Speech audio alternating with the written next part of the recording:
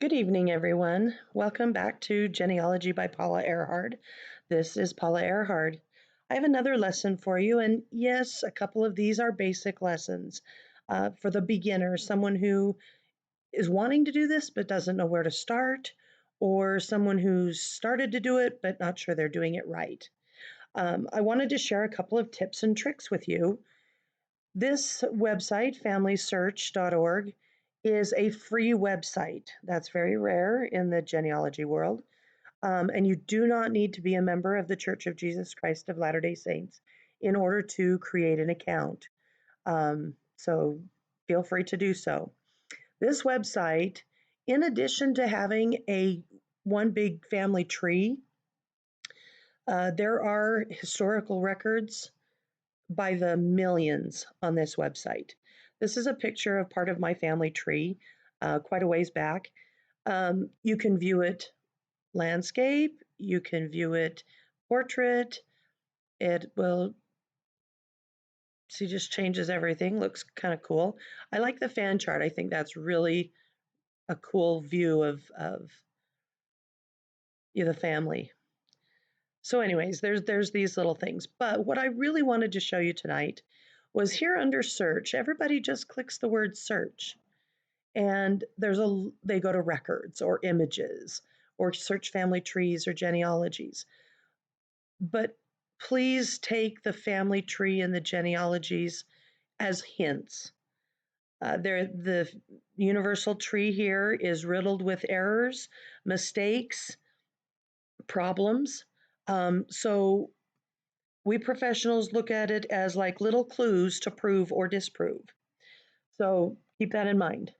What I wanted to show you first is this research wiki. If you're trying to figure out what records actually exist for your place or what records are available, you can come here to the research wiki under the search tab. It's right down there at the bottom. And then you click where your person's from. I'm going to select Europe just for giggles and grins and see what we get. Let's go to England. I've done a lot of searching there.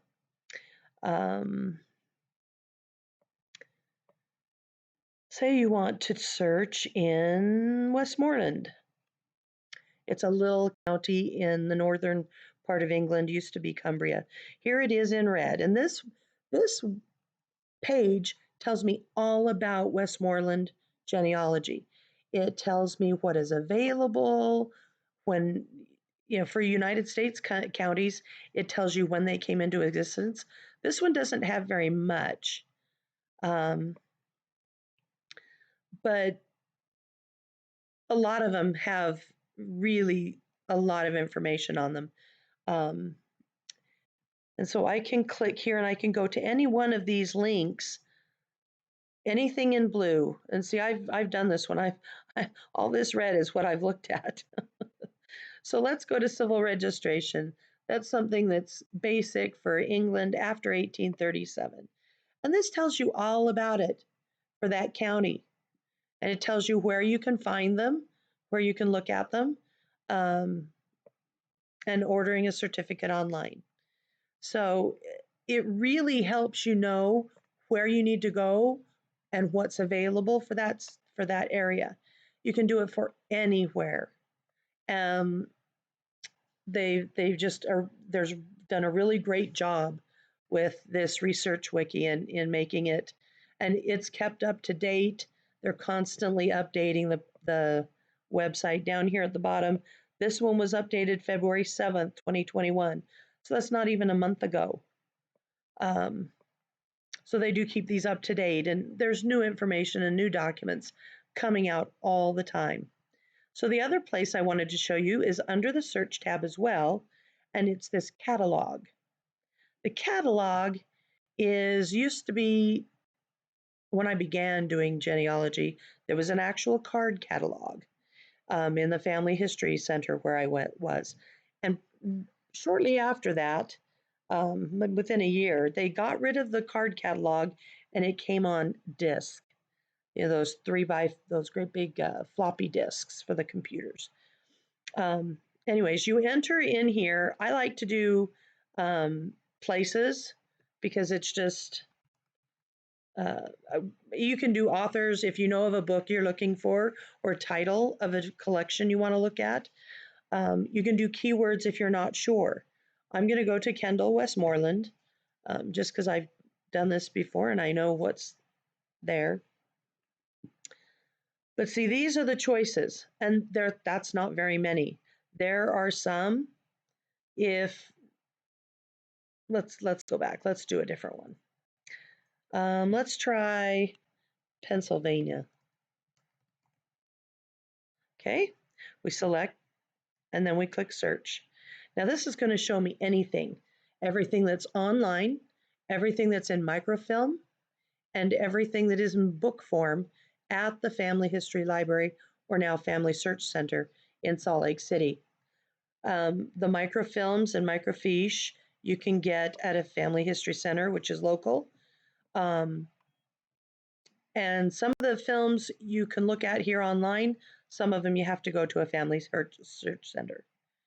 Okay, so see how Pennsylvania has got tons of information. All of these have different things under them. Let's go back up here to the census records. Those are always fun to look at. Let's go here to 1860. There's 8 of them. Okay, I see Berks County. It's all the counties in Pennsylvania.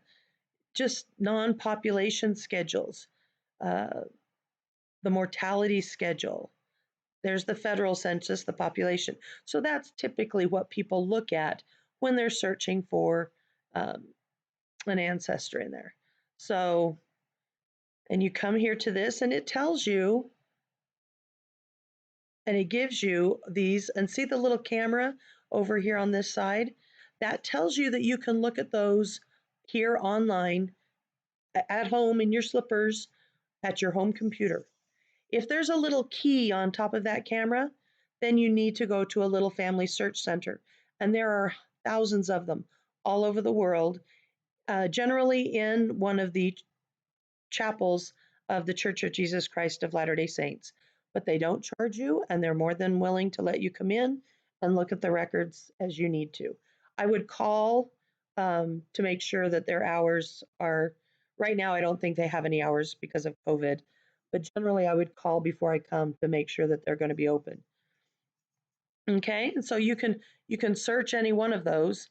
Sometimes you can search them by, let's see, let's look for a county that I know of. Clearfield. There it is, right there.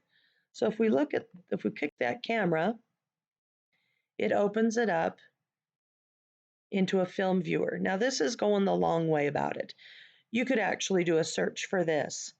But say you couldn't find them and you've done the searching, and you know they were in Clearfield County, or you know where they were.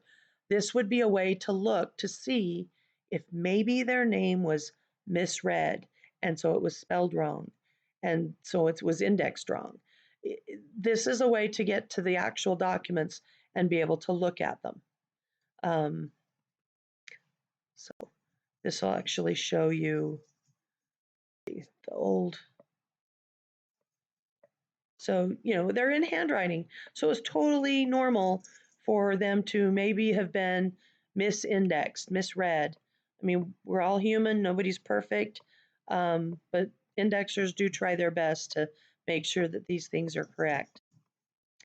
So this would be a way for you to find them, but there's tons of records in the catalog. So the catalog and the research wiki are an excellent place to start when you go looking for records. Now, first off, what you need to do is interview family members like aunts, uncles, parents, grandparents. And you don't need to, especially the older they are, the fewer questions you have to ask to get them going. I remember years ago, my mother interviewed her mother and sisters and brother. And my mom asked one question and got 2 audio cassette tapes. Yes, this was a long time ago. She got 2 audio cassette tapes clear full of stories and information from these people who were in their 80s at the time. Yeah, so don't put it off because you never know how long they're going to be here. um, I am glad that I've got a lot of my information and my stories from my parents and grandparents. Like I said last video, they're gone now, so I'm the one who's trying to pass these on. So let me show you a couple other things. Here's the family tree. If we go back, oh yeah, go back to the family tree.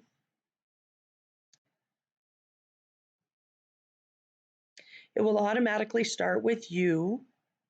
Oh, yeah, I don't know why it's, oh, okay, it went to find.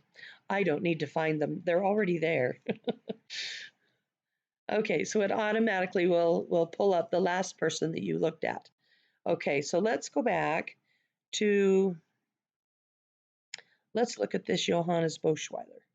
And if we click on his name, it will take us to a screen that tells all about him, his vital statistics here, um, where he's born, christened, died, and buried. Okay. Now, if we go up here to sources, there are 70 sources associated with him. And I can look at those to see what kind of sources we're talking about. I mean, here is the German Lutheran baptism, burial, and burial records. So that's, I mean, that's an original church record of some sort. And here's another one from 1760. And here's, he's in an entry for another Boschweiler in the same thing. So he could have been,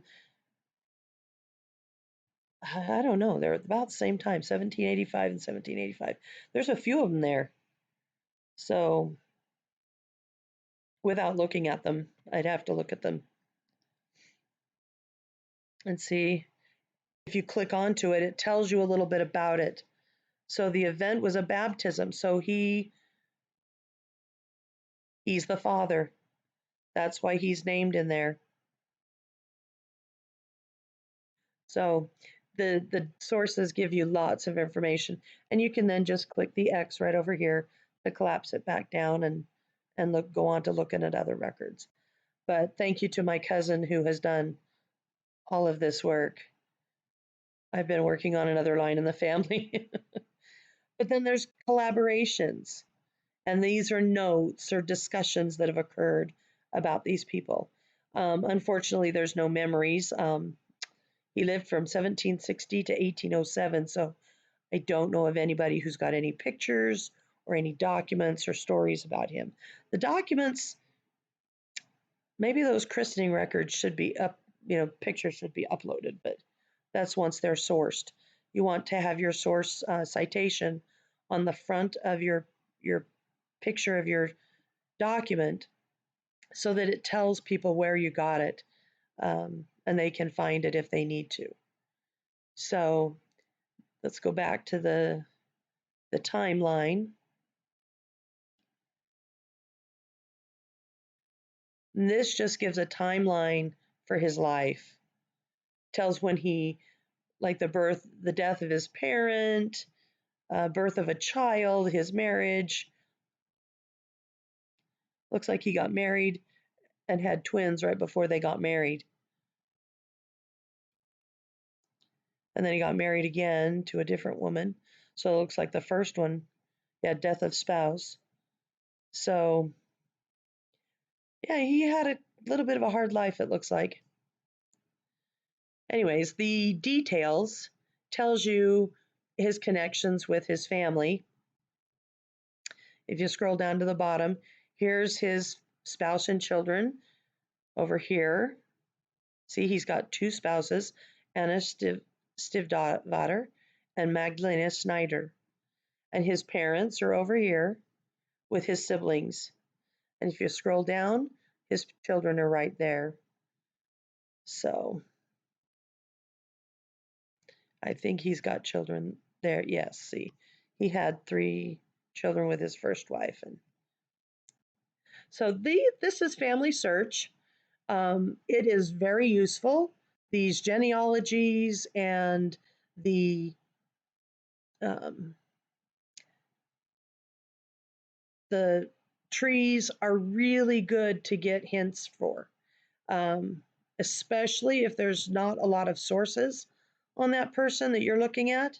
You definitely want to take that information and try to prove or disprove the information by gathering documents that are going to support the information.